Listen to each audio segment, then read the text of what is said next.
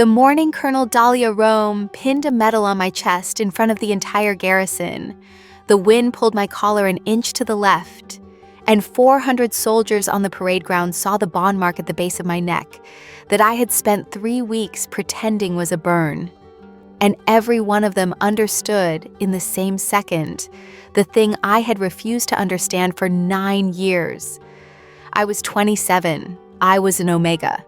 I was a logistics and intelligence officer at Fort Halde, the cold northern garrison at the edge of the moors. And the woman fastening the commendation to my uniform with her steady scarred hands was the same Alpha who, 9 years earlier, in front of a different formation on a different parade ground, had stood up and ended the only thing I had ever wanted to be. Colonel Dahlia Roehm. She was 41. Welcome, everyone. Don't forget to subscribe to the channel. She was the commanding officer of the entire garrison, the most decorated combat aviator the service had produced in a generation, the woman whose name cadets said the way you say whether you are afraid of. And 9 years before, when she was a major and I was a 22-year-old at the top of the elite flight track with the whole bright future already mine, she had grounded me, publicly, permanently. She had walked onto the flight line in front of my whole class and pulled my wings before I had earned them, and she had given no reason that satisfied anyone, least of all me.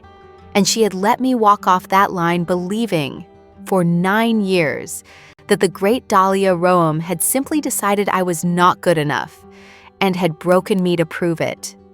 I'm going to tell you about the medal and the wind and the 400 soldiers who saw the mark, but I have to back up to the flight line 9 years ago, because the medal only makes sense once you understand how much I hated the woman who pinned it on me and how completely catastrophically wrong I had been to. If you want to hear the parts of this story I cannot tell on YouTube, the uncensored version, it is on my Patreon, link in the description. Tell us where you are watching from and subscribe. Let me tell you who I was at 22, because the whole thing turns on my pride, and I will not pretend I did not have it. I came from nothing. A cold mill village on the same moors the fort sits on now, an Omega mother who worked the early shift at a packing plant, and a father who was a name on a form. We were the kind of poor that teaches a child that the only way up is to be so undeniably excellent that the world cannot find a reason to keep you down. And I learned that lesson so well, it became the whole architecture of me. I took the suppressants from the day I presented, the strong ones, the ones that flatten an Omega's sent to nothing, because I had decided at 16 that no one in the service was ever going to look at me and see a body instead of an officer. I wore my hair regulation short. I was first in everything. By 22, I was top of the elite flight track, the youngest in a decade, the one the instructors used as the example, and I had built my entire sense of myself on a single brittle certainty that I was the best, that the numbers proved it, that excellence was a wall no one could ever take from me. I want you to understand what the flight track meant to a girl from where I came from, because if you do not understand that, you cannot understand the size of the wound, and you cannot understand why I held it for 9 years instead of 9 days. In the mill village, there were 2 futures for an Omega girl: the packing plant like my mother, or out. There was no third thing. My mother had worked the early shift since she was 17, 4 in the morning in the cold, her hands ruined by the line, and she had done it without one word of complaint, so that I could have the books and the time and the long shot at the only ladder out that a girl with no money and no name could climb, which was to be so excellent on a service entrance exam that the state had to pay for the rest. I climbed that ladder with both hands bleeding. I was the first from the village in anyone's memory to make the academy at all, let alone the flight track, let alone the top of it. And every step up that ladder was not just mine. It was my mother's ruined hands. It was the early shifts. It was the whole weight of a life spent making sure her daughter would never have to do what she did. The sky was not a dream for me. It was the repayment of a debt I could never otherwise repay. It was going to be the moment I flew over that village, and my mother could stand in the yard of the packing plant and look up and know that the 4 in the mornings had bought something that flew. So when Major Dahlia Roehm took my wings, she did not take a job. She took the one thing I had to give the woman who gave me everything. That is the wound. That is why 9 years. I have to tell you that I knew Dahlia Roehm before she grounded me. That is the part that made the wound so much deeper than a simple injustice, and I have never told anyone the whole of it, because it is embarrassing in the particular way that only a young person's heroes are embarrassing. I did not just respect Major Roehm, I had built half of who I wanted to be out of watching her. She had come to the academy in my second year as a guest instructor for the Advanced Air Combat Module. Already a legend by then, the most decorated combat aviator in the service. The woman who had brought a crippled aircraft and a wounded crew home, through weather that had grounded everyone else. The name they taught in the classroom as a case study, while she sat in the back of that same classroom and watched us learn about her. I was 19. I had never in my life seen a woman who was simply the best in the room and did not apologize for it, did not soften it, did not make herself smaller so the men around her could feel larger. And she walked through that academy like the laws of the place bent slightly around her, quiet and exact and utterly without the need for anyone's permission. And something in me that had been clenched since the Mill Village unclenched for the first time, because here was proof, walking, breathing proof, that a woman from nowhere could climb the ladder all the way to the top and stand there and not pretend she had not climbed it. She taught us for 6 weeks. I was the best student in the module, and she knew it. She used my solutions as the example more than once, and one afternoon near the end, after a sortie, I had flown with a particular piece of aggression she had not expected. She kept me back on the flight line and looked at me for a long moment with an expression I would spend years failing to read. And she said, "You fly like someone who has decided she is not allowed to fail. That will make you the best in your class. It will also, one day, nearly get you killed. Because the pilots who cannot afford to fail are the ones who fly past the place where they should have stopped. Learn the difference between excellence and refusal, Cadet Aldous." I did not understand a word of it. I was 19, and I had just been singled out by Dahlia Roehm. And I heard only the part that said the best in your class. And I carried that sentence around for 3 years like a medal. And I did not understand, I could not have understood, that she had just told me with perfect clarity exactly why she was going to have to ground me 3 years later. She had seen it at 19. She had seen the thing in me that would hide a medical flag and fly anyway. She had named it to my face, and I had heard a compliment. So when she took my wings, she did not take them as a stranger. She took them as the woman I had idolized, the proof I had built myself on, the one person in the service whose good opinion I had wanted more than qualification itself. And that is why 6 flat words from her did what no review board could have done. You are not ready. From anyone else, it would have been a setback. I built 9 years on that. I built 9 years on a sentence I had completely misheard. From a woman who was, in the act of speaking it, saving my life with the last tool she had. Major Dahlia Roehm took it from me on a Tuesday, on the flight line, in front of everyone. I had a check ride that morning, a final qualification, the last gate before the operational track, the thing I had worked 11 years for. I had flown it perfectly. I knew I had flown it perfectly. I have never in my life been wrong about my own numbers. And when I climbed down from the aircraft, flushed and certain and 22, Major Roehm was standing on the line with my file in her hand and an expression I could not read. And she did not congratulate me. She told me, in a flat voice that carried farther than she meant it to, that I was grounded, indefinitely, pending review, that my qualification was withheld. And when I asked her why, when I stood there in front of my entire class and demanded, with all the brittle fury of a 22-year-old whose wall has just been kicked in, that she tell me why, she looked at me for a long moment with that unreadable face. And she said the 6 words that I built 9 years of hatred on top of. You are not ready. That was it. That was everything she gave me. You are not ready. No number. No failure I could point to. No appeal that went anywhere. Because a major's grounding recommendation on a flight officer is, in practice, final. And the review board that should have heard my case was quietly closed before it opened, by an order with her name on it. Within a month, I had been rotated off the flight track entirely and into intelligence. A good career, an honorable career, the career I have now and am proud of. But not the sky. Never the sky. And every single day for 9 years, I carried the certainty that Dahlia Roehm had looked at the best young officer in her command and broken her out of nothing but the cold pleasure of being the one who could. I was wrong. I was wrong about all of it, but I would not learn how wrong for 9 years, and I would not learn it gently. Here is what actually happened on that flight line, which I did not learn until 3 weeks ago, at the worst and most necessary moment of my life. I am going to tell it to you now, in order, the way I wish someone had been able to tell it to me at 22.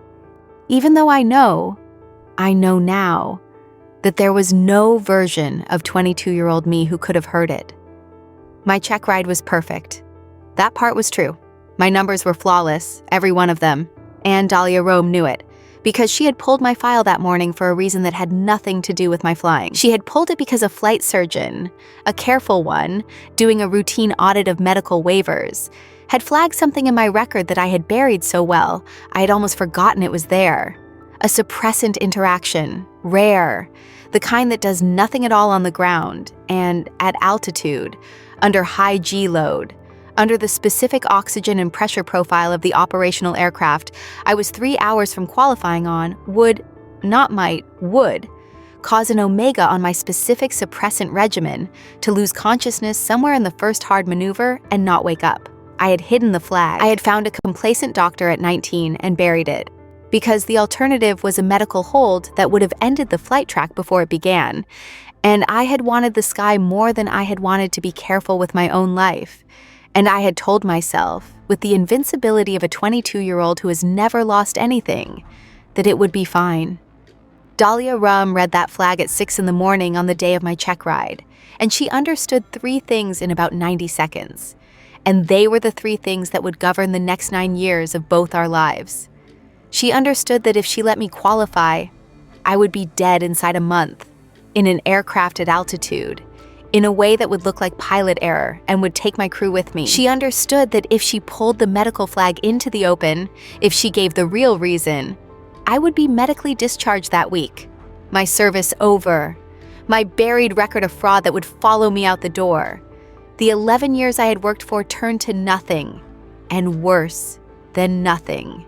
And she understood that there was exactly one way to keep me both alive and in uniform, and it was to ground me without a reason, to absorb the entire weight of an unexplained, unjustifiable, career-altering decision onto her own name, to let the whole base, and me, especially me, believe that Dahlia Roehm had broken a brilliant young officer out of spite, rather than let one word of the truth reach the record that would have ended me. I have thought, since, about the size of what she chose in those 90 seconds, because I do not think I understood it until I had carried command responsibility myself, years later, and felt the weight of a single decision about a single life. She was a major. She was on the fast track to exactly the career she eventually had, the most decorated officer of her generation, and she made a calculation that morning that she knew, she had to have known, she calculated everything, would put a permanent, unexplained black mark on her own record. An officer who grounds a flawless candidate with no stated cause and then closes the review board with her own order does not look principled. She looks erratic or vindictive or like she is hiding something. And all 3 of those readings followed Dahlia Roehm quietly through the rest of her career. A small, persistent shadow on an otherwise spotless service. The one decision no one could ever get her to explain. The thing that made the promotion boards pause a half-second longer over her file than they should have. She spent reputation, real reputation, the currency that is everything in a service, to buy my life and my career, and she spent it knowing she could never tell anyone what she had bought, because the telling would have undone the buying. She let herself look worse so that I could be safe. For 9 years, she wore the shadow rather than let one word of the truth reach the record that would have ended me. And she never once, in 9 years, gave the smallest sign that she resented the cost. So that is what she did. She grounded me with 6 flat words on a flight line. She rotated me, quietly, into the one track where my buried medical flag would never matter and never surface. Intelligence, a desk, a long, safe career far from the altitude that would have killed me. She closed the review board with her own order so that no inquiry would ever pull the thread. And then she stood there, on the line, and let a furious 22-year-old look her in the eye and hate her. And she did not flinch, and she did not explain, because explaining would have killed the very future she was burning her own reputation to protect. She took my hatred the way she took everything, squarely, without complaint, as the cost of a decision she had already made. And she carried it for 9 years. I want to tell you about the 9 years in between, because the story usually skips them. And they are the years that made me into the officer who could finally hear the truth. The years Dahlia Roehm bought for me with her silence and spent watching from a distance, without my knowing she was there. The rotation into intelligence felt, at 22, like a burial. I went from the flight line to a windowless analysis cell, from the sky to a desk, from the bright certain future to a career I had not chosen and could not love. And for the first year, I did the work badly on purpose, the way a wounded animal refuses food, because doing it well would have meant admitting it was now my life. I was insufferable. I was the washed-out flight officer who let everyone know, in 100 small, cold ways, that she had been meant for better, and I would have stayed insufferable and mediocre and bitter forever. Except that somewhere in the second year, I caught a thread, a small one, an anomaly in a logistics manifest that everyone else read as a clerical error, and I read, the way I read everything, as a sentence that did not parse, and I pulled it. And it turned out to be the loose end of a procurement fraud that had been quietly bleeding the regional command for years.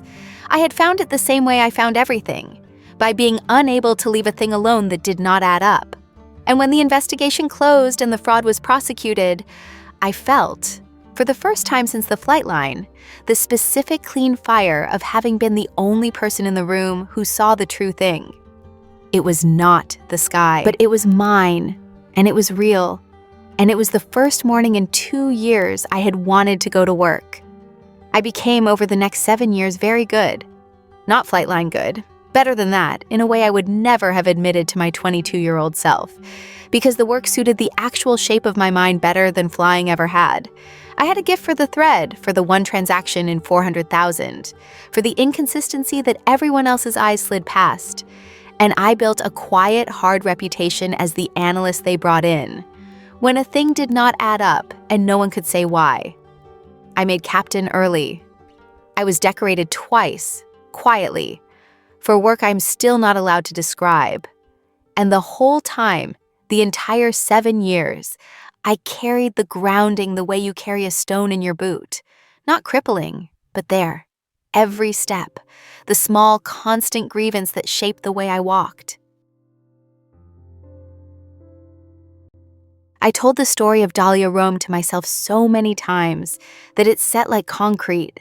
The great woman who broke me from spite. The hero who turned out to be cruel. The proof that even the best of them will grind you down if you let them. It was a good story. It explained my life. It gave my bitterness a clean shape and a villain to hang it on. And I would have carried it to my grave if the service had not, in its blind bureaucratic way, sent my file across the desk of the one person who knew it was a lie. Because here is the thing I learned only at the very end.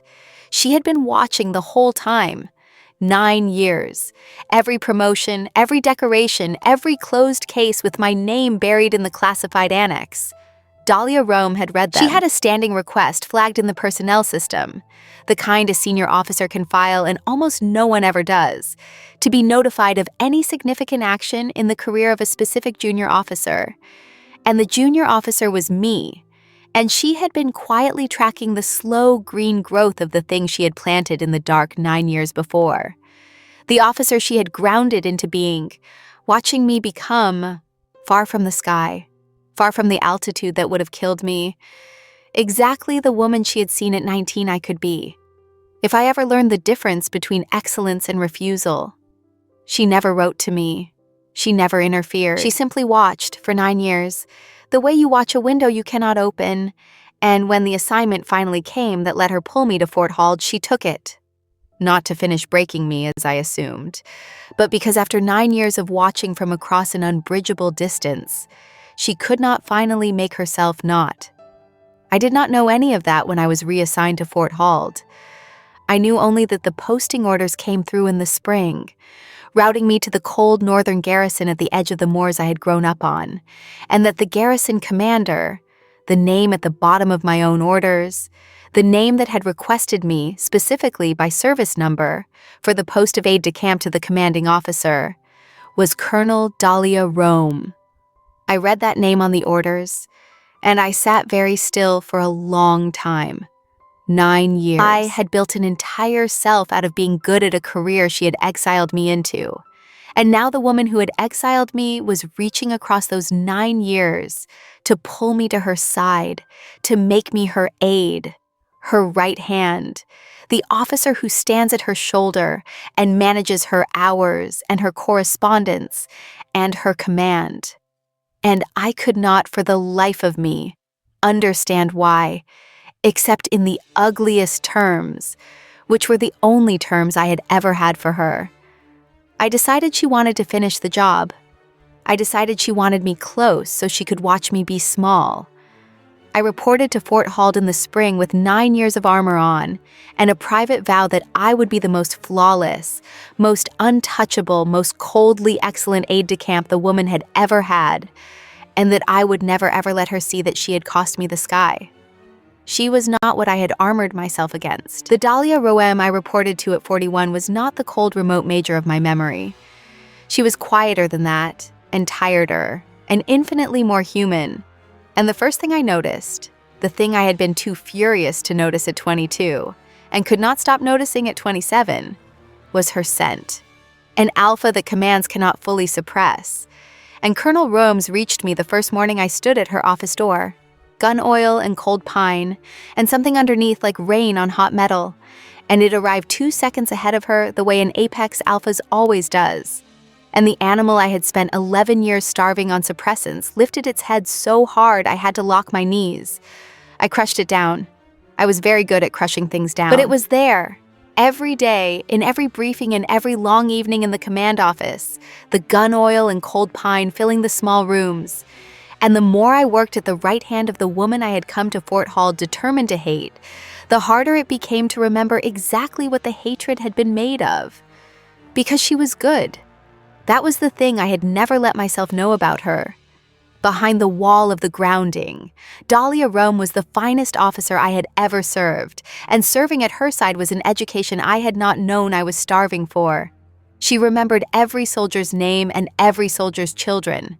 She read a briefing the way I read a flight profile, all the way down, missing nothing. The inconsistency leaping out at her before anyone else in the room had finished the page. She was merciless about competence and gentle about everything else. And she treated me, her aide, the Omega she had supposedly broken out of spite, with a steady, exacting respect that made no sense at all inside the story I had carried for 9 years. She would hand me a problem no one else on her staff could solve, and watch me solve it with a quiet attention that felt almost like... I did not have a word for it then. I have the word now. It felt like pride. She watched me work with pride, the specific pride of a person seeing a thing she had planted come up green, and I did not understand it, and it undid my armor a plate at a time, and I hated that it did, and I could not make it stop. I want to tell you about the small things, because the small things are what actually broke the story, long before the fire finished it. There was the morning she came into the command office at 5 with 2 cups of the terrible Flightline coffee, and set one at my elbow without a word, because she had seen that I came in at 5 and had decided, apparently, that if I was going to be there, she would not let me be there uncaffeinated. And she did it every morning after that, and never once mentioned it. And I drank 9 years of hatred down a degree colder with every cup. There was the afternoon, a visiting staff colonel, a smooth alpha from the regional headquarters, made a remark about her aide, about me, about Omegas in command billets, the kind of remark men like that have always made. and I watched Dahlia Roehm go very still and very quiet.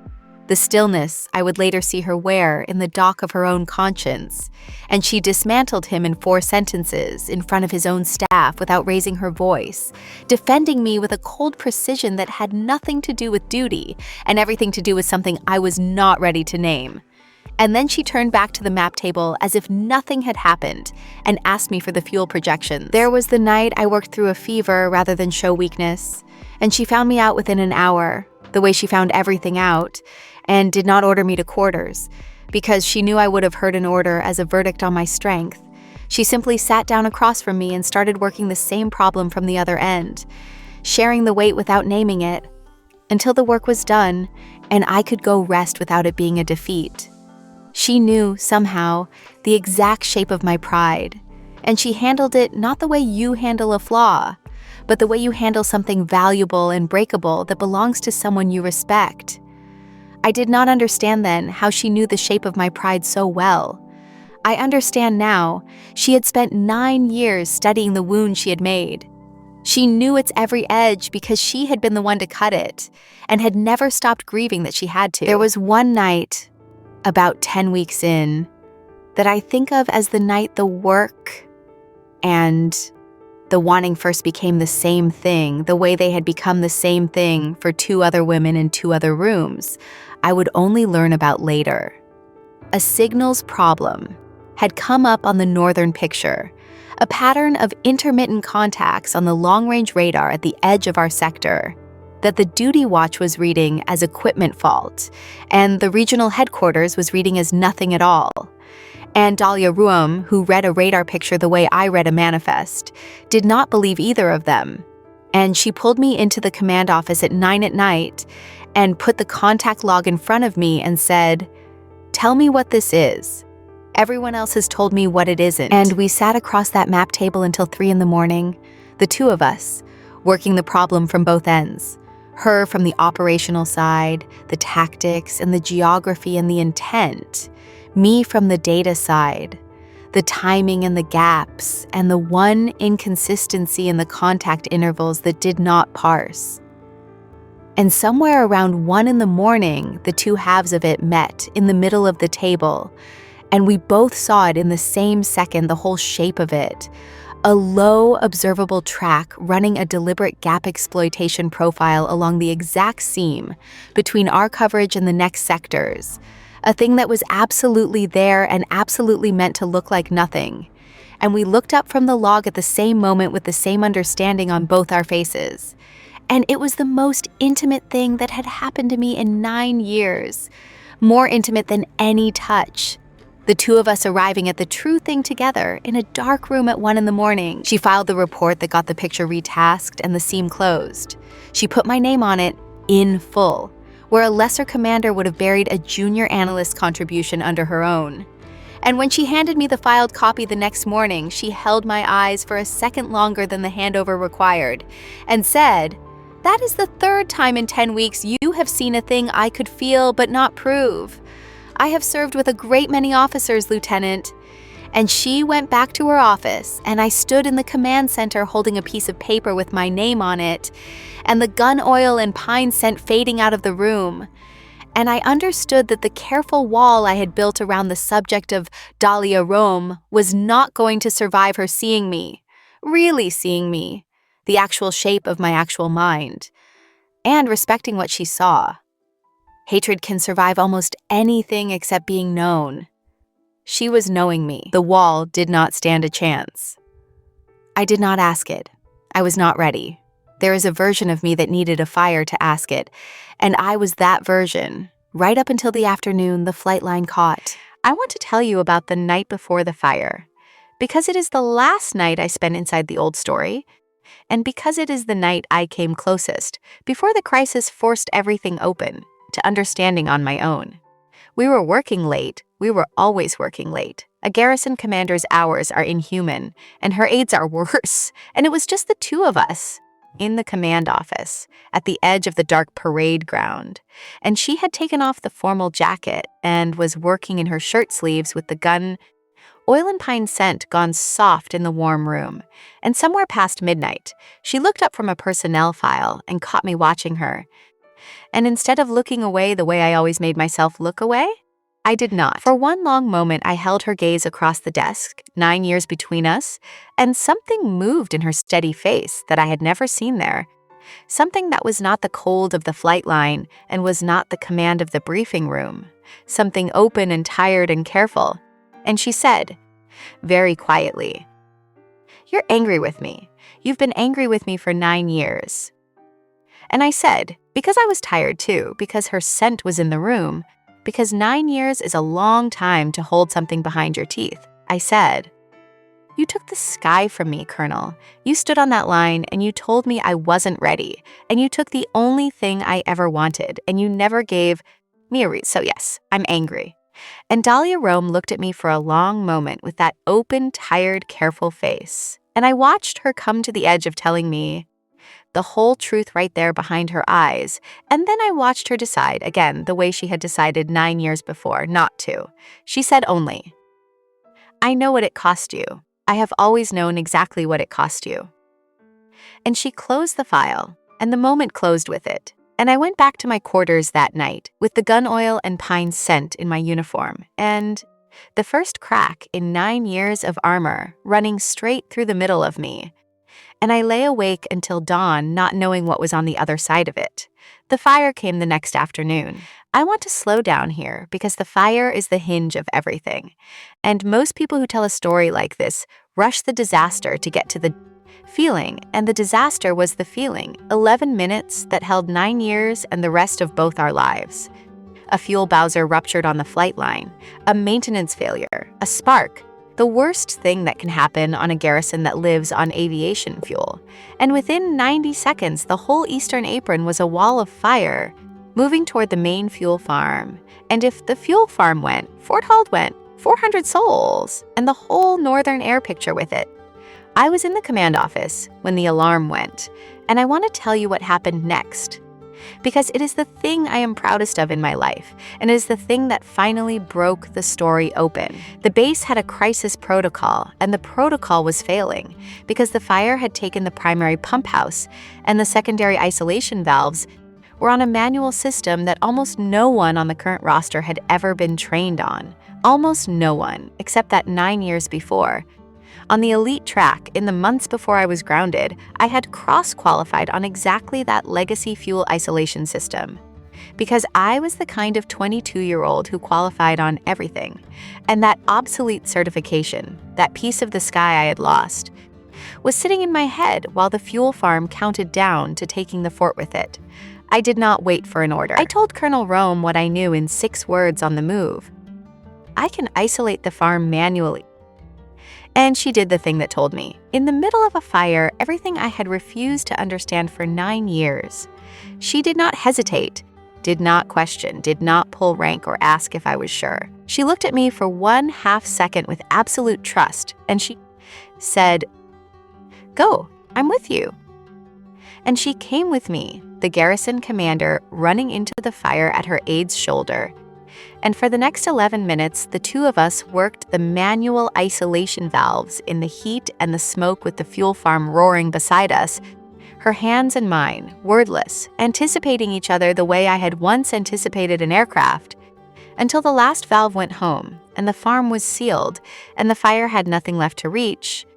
And Fort Hall did not die that afternoon because a grounded pilot remembered a system the sky had let her keep. I have to tell you what it was to work beside her in that fire, because it is the thing that broke the story open, and there are no words quite large enough for it, and I am going to try anyway. The manual isolation system was a relic, 3 banks of valves in a concrete bunker at the edge of the fuel farm, a system from a War II generations gone, kept only because no one had ever gotten around to ripping it out, the kind of obsolete thing they make you cross-qualify on in flight school as a formality and never expect you to touch. I had touched it once in a classroom 9 years before, in the months before I was grounded, because I was the cadet who learned everything.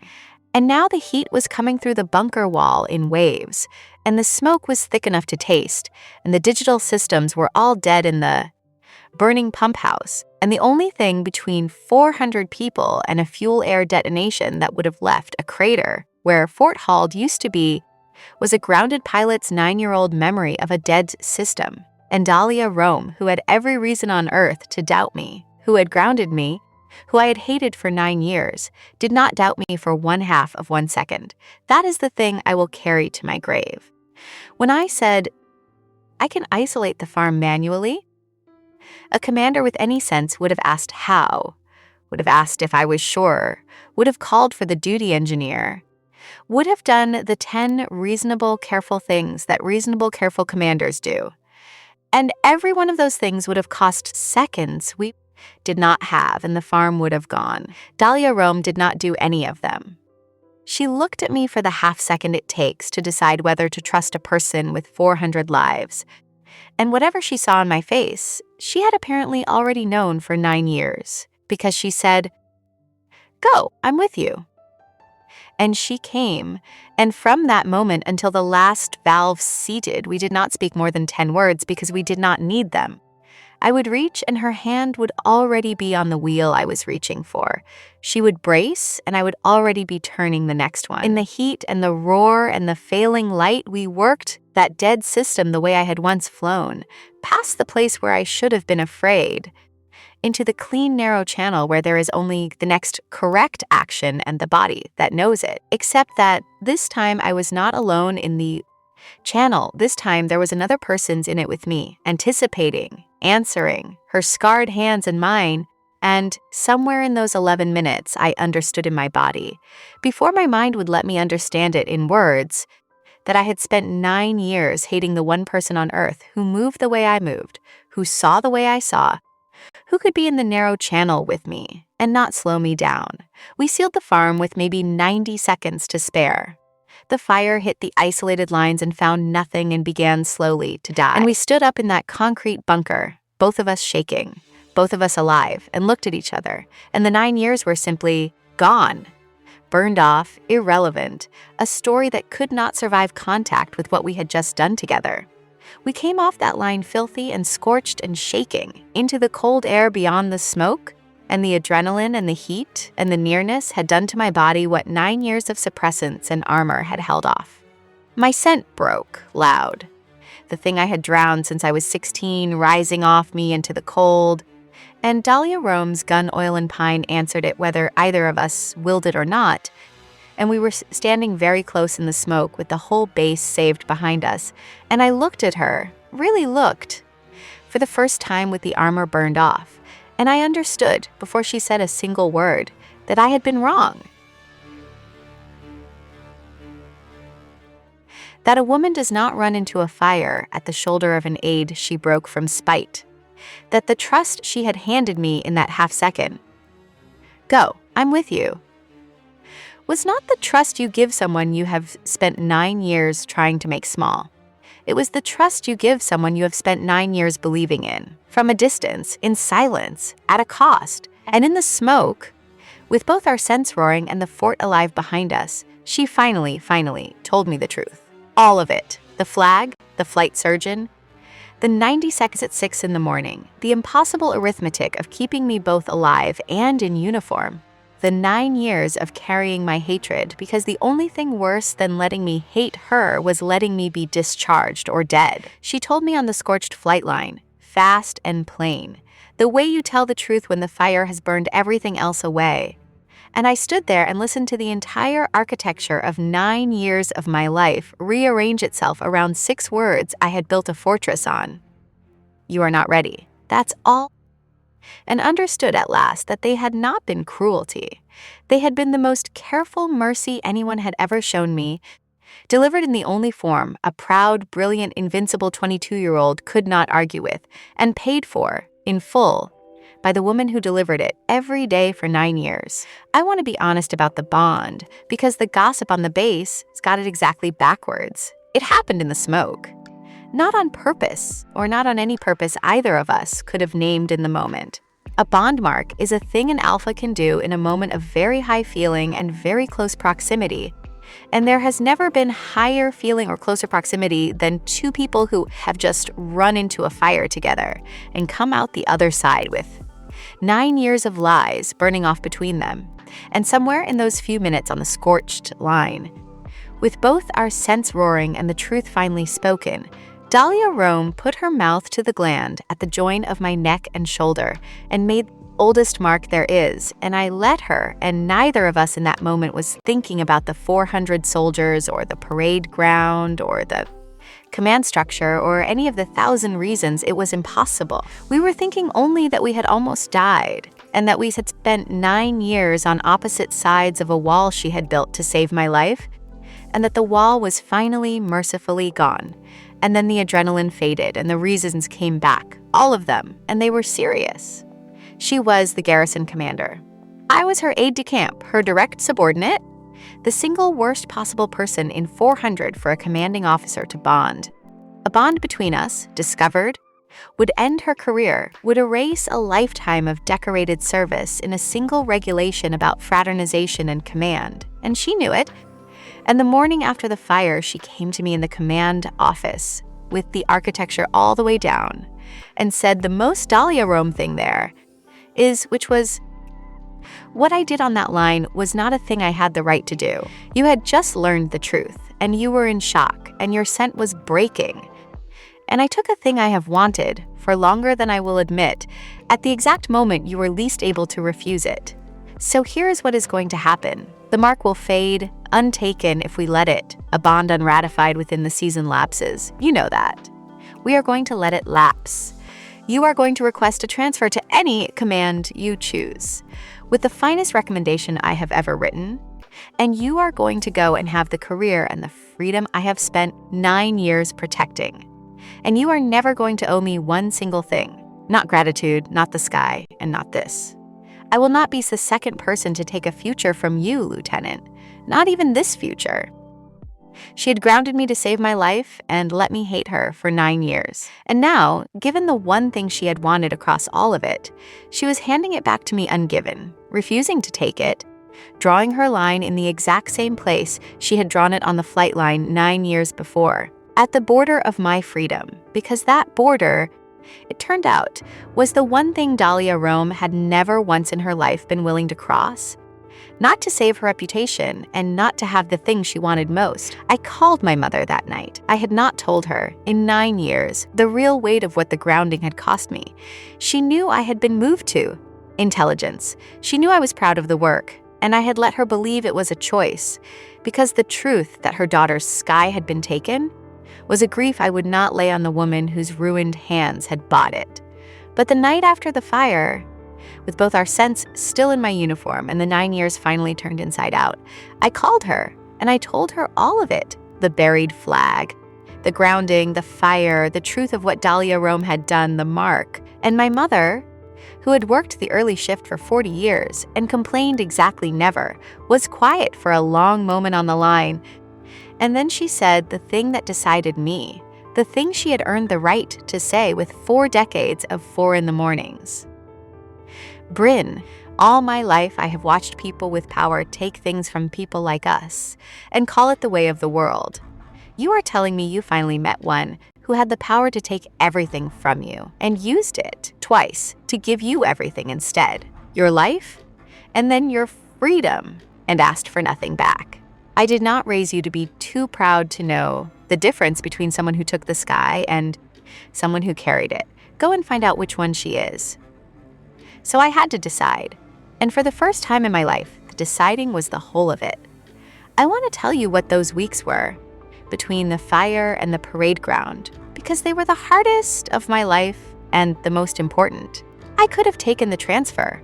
It was clean and honorable, and she had built it to cost me nothing, the way she built everything to cost me nothing and herself everything. I could have gone to a new command with her impossible recommendation and the sky-adjacent career I had earned and the freedom she had bled for twice, and no one would have called me anything but wise. And I sat with that for 2 weeks in the cold quarters at the edge of the moors I grew up on, and I understood that taking the transfer would be the most flawless, most armored, Most 22-year-old thing I could possibly do. The safe number, the clean exit, the wall, and that I had spent my whole life mistaking the wall for strength. Dahlia Roehm had taught me twice, at enormous cost, that the bravest thing is not the flawless thing. It is the thing you choose with your whole chest, knowing exactly what it costs. The way she chose to ground me, the way she chose to carry my hatred, the way she ran into a fire at my shoulder, without a half second of doubt. She had spent 9 years and a lifetime of decorations, making sure I would always be free to walk away from her. The only way to honor that, the only way that was not just another kind of running, was to use the freedom she's had bought me to walk toward her, instead, on my own name, in the open, knowing all of it. I want to tell you about the 2 weeks of deciding, because they were the realest 2 weeks of my life, and because the deciding was not the soft thing the word makes it sound. It was the hardest discipline I have ever practiced, harder than the flight track, harder than 9 years of intelligence work. Because every instinct I had, every instinct 25 years of being poor and proud and careful had built into me, was screaming at me to take the clean exit, to armor up, to protect myself, to walk away from the woman who had the power to hurt me before she could use it again. That is what my whole life had taught me. Power takes. The only safety is the wall. Get out before they get you. And here was Dahlia Roehm's the most powerful person in my world, having just proven that she had used all of that power, twice, for nothing but my protection. And the old animal in me still flinched from her, still wanted the wall, still could not quite believe that a person with that much power over me could be safe to walk toward. I sat with that flinch for 2 weeks. I examined it the way I examine a manifest that does not parse. And I understood slowly that the flinch was not wisdom. It was the wound. It was the 22-year-old on the flight line. Still flinching 9 years later. Still certain that being seen closely by someone powerful ends in being found wanting and discarded. And that if I let that flinch decide, if I took the transfer and the clean exit and the safe, lonely future, I would not be protecting myself at all. I would be letting the wound win. I would be doing to Dahlia Roehm, out of fear, the exact thing I had spent 9 years believing she had done to me out of spite, turning away from someone who had only ever, in the truest reading, tried to keep me alive and free. My mother's words sat in my chest the whole 2 weeks.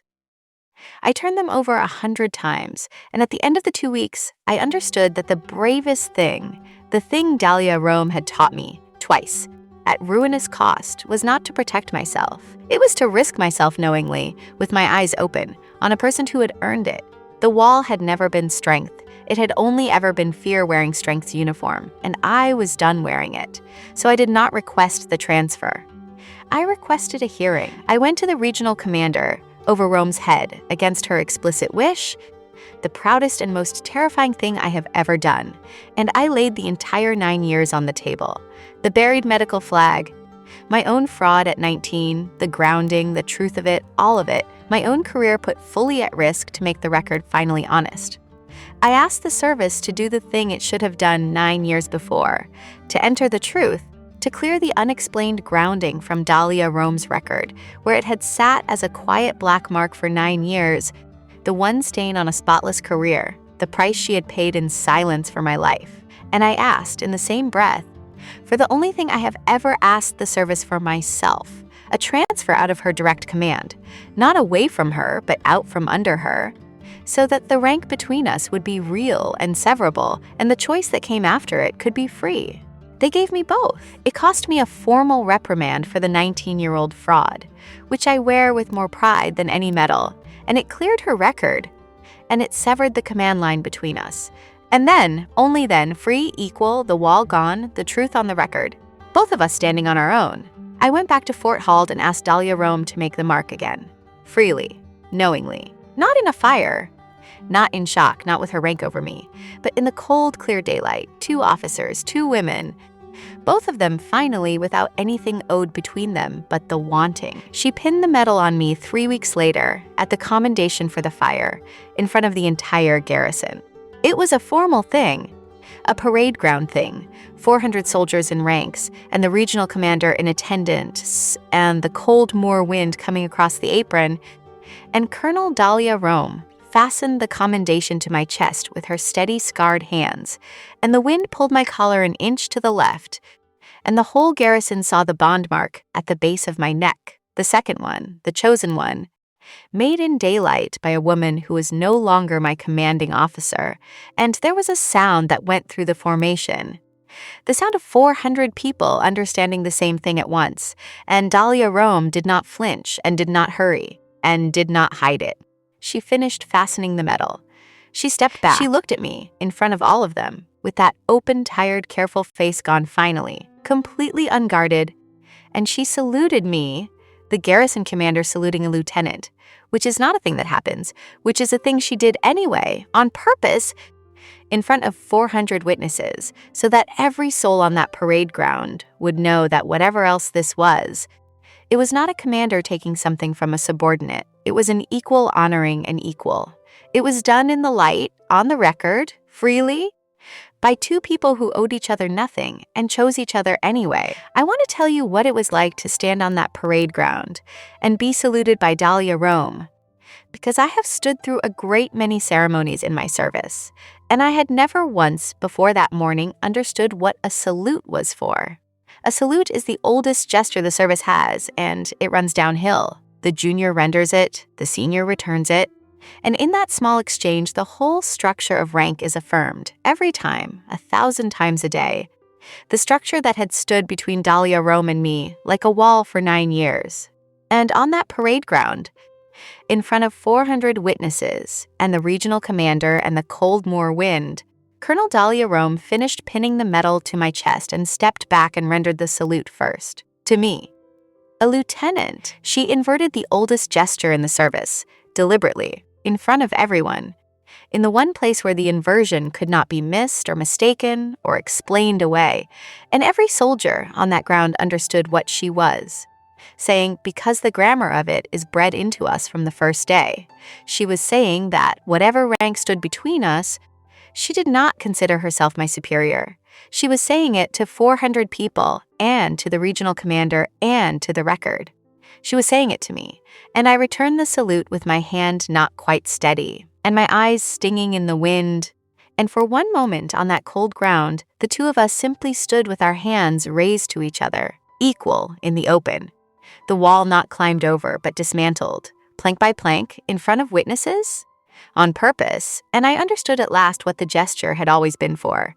It was never about rank, it was about recognition. It was one person saying to another, in the only formal language the service has, I see you, I honor what you are. 9 years before, on a different flight line, she had withheld everything from me to save my life. On this one, she gave me everything, in front of everyone, and asked for nothing, and let me choose whether to raise my hand in return. I raised it. I will raise it for the rest of my life. It is 2 years later now. I fly again. That is the part I did not expect, the part that still undoes me. When the record was made honest, the medical flag was finally treated instead of buried.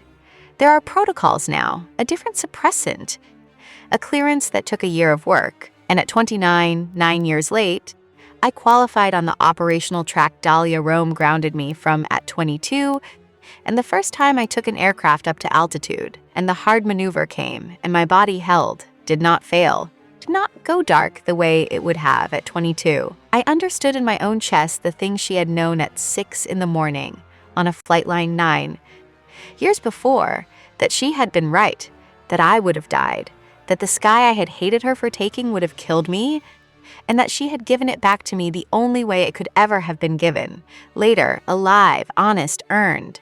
My mother came to the qualification. That is the part I have to tell you, because it is the repayment of the debt that started the whole thing.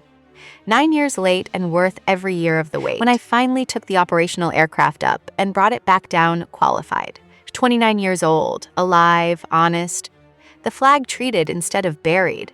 They held the small ceremony on the flight line at Fort Hald, and my mother came up from the village in her good coat, her ruined hands folded in her lap, and she watched her daughter walk off a flight line with the wings the world had taken 9 years before, and she did not say anything, because she had never been a woman of many words, but she looked up at the cold northern sky her early shifts had bought a way into, And then she looked at Dahlia Roehm standing at my shoulder, and she reached out and took the colonel's scarred hand in both of her ruined ones, and held it, and the two women who had each, in their own way, spent everything they had to put me in that sky, stood there holding hands on the flight line and understood each other completely, and I had to turn away so neither of them would see what it did to me. We are bonded, openly, and the service has made its uncomfortable peace with the two of us, the way institutions always make their peace with people, who are simply better at the work than the rules know how to account for.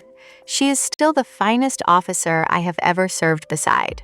She still runs Fort Hald. I fly out of it, and some mornings I take an aircraft up over the cold moors I grew up on, and I look down at the garrison and the parade ground and the flight line where she ended my career to save my life. And I understand that she did not take the sky from me. She held it for me. For 9 years, in silence, at the cost of her own good name, she held the sky for me until I was strong enough and honest enough and alive enough to fly into it, and then she gave it back and asked for nothing, and would not even take the one thing she wanted until I was free enough to give it. People ask me, sometimes, the ones who know the whole story, they ask whether I am angry about the 9 years, whether it was fair, what she did, to let me hate her for so long when a single sentence could have ended the hatred.